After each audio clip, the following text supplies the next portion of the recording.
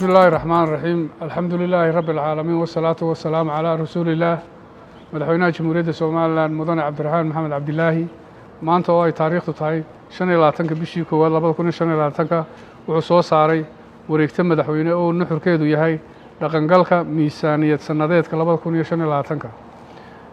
wareegtada madaxweynuhu waxay u dhignayd sidan markii aan arkay qodobka 9aad ee dastuurka Jamhuuriyadda Soomaaliland markii aan arkay qodobka 17aad ee dastuurka Jamhuuriyadda Soomaaliland markii aan helay go'aanka ansixinta golaha wakiilada ee sumadiisu tahay golaha wakiilada 14 xariijin 10/6/2015 kuna taariikhsayd 2015 bishii koowaad 2015 ee miisaaniyad sanadeedka 2015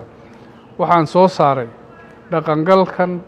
oo lagu baahinayo miisaaniyad sanadeedka 2015 oo uu qadarkeedu dhan yahay 3 trilyan 894 bilyan 462 bilyan 297,360 shilinka Soomaaliland Allah mahadle madaxweynaha Jamhuuriyadda Soomaaliland Cabdiraxmaan Maxamed Cabdilaahi Ciro